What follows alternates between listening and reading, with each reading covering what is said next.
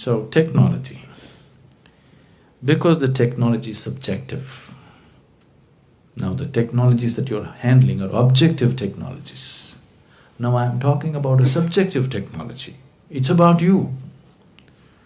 Here, you are the software that you're trying to handle. Fundamentally, if you look at yourself, right now you are operating according to the software that you have become. Please see.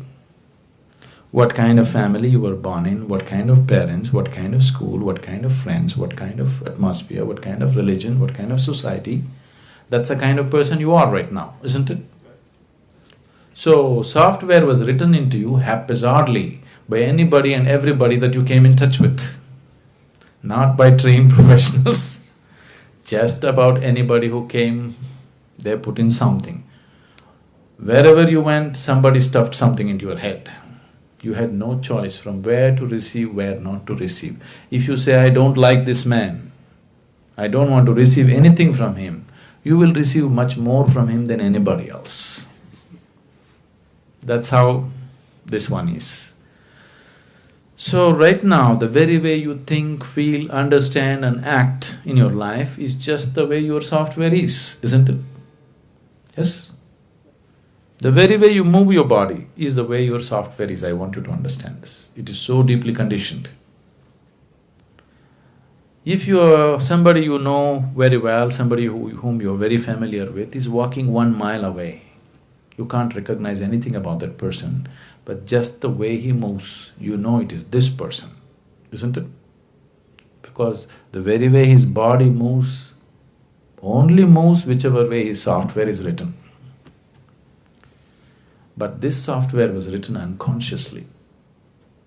Now, if we want some freedom to happen, if we want some transformation to happen, we have to create a little space between you and your software. You're too identified with it, you're just lost in it, that's all you become. Now you have to create a little distance. You've heard of a word called Buddha? If I say Buddha, probably you always think of Gautama the Buddha. Gautama is not the only Buddha, that's not his name. He became a Buddha. There have been thousands of Buddhas and there still are. What Buddha means is, Bu means buddhi or the intellect. Da means dada, one who is above. One who is above his intellect is a Buddha. Once you're above the intellectual process, suffering is finished in your life because all suffering is manufactured there in your logical mind. When you are into your intellect, when you are stuck in your intellect, you are a non-stop suffering human being. Wherever you put, you have a way of creating some kind of suffering. Your fears, your anxieties, your tensions, your stress. Just see, people are capable of suffering just about anything. Yes? Isn't it so? People are capable of suffering just about anything in the world, please see. If you're not educated, you will suffer that.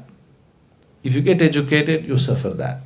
If you don't find a job, you'll suffer that. If you find a job, you suffer that. If you're not married, you'll suffer that. If you get married, you suffer that. If you don't have children, you suffer that. If you have children, you suffer that, isn't it? People are capable of suffering just about anything.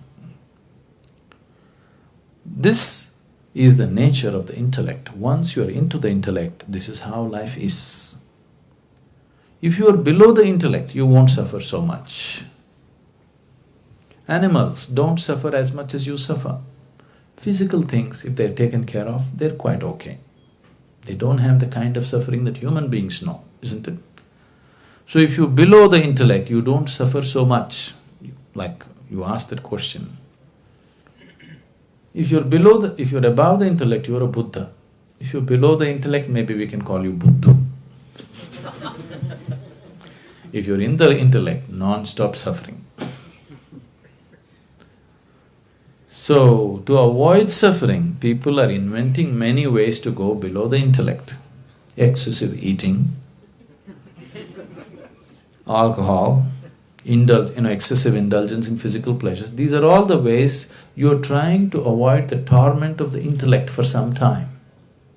You get drunk and you feel good for a few hours, but then life will catch up with you with more intensity. It won't let you go. Now, this being which was below the intellect somehow evolved into the intellect. The only way out for this is to evolve beyond the intellect. So, the fundamentals of yoga, the technology is how to go beyond this. So, how to do it now? Subjective technologies cannot be explored in uncommitted atmospheres. You need a very committed, focused atmosphere, otherwise it will not be in your grasp. It's not a teaching, it's a method. To implement a method, you need to be in a certain way, in a certain level of commitment, in a certain level of receptivity, otherwise it doesn't work.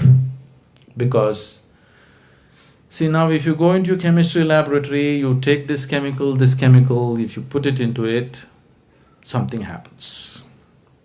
But if you're not willing to put it into it, if you sit here and think and think and think, what will this do, what will that do? You will come to all kinds of wrong conclusions. Till you put it there, you won't know. Maybe it'll explode in your face, but till you put it there, you will not know what it is about. But now, you are the chemical, you are the chemist, and you are the experimental process. Everything is you.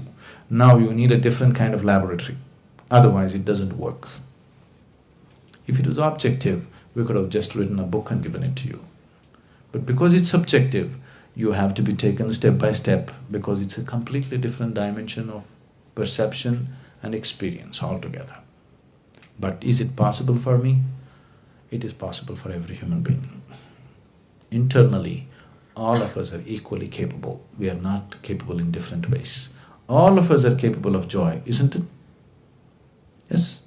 If you have been joyful for one moment, that means you're capable of joy, isn't it? It is just that you're unable to stay there. That's the whole thing. There is no human being on the planet who's never been joyful. Every human being has been joyful at some point. That means he's capable of joy. It is just that he's unable to stay there. So he needs a technology as to how to maintain the atmosphere within himself. It's possible.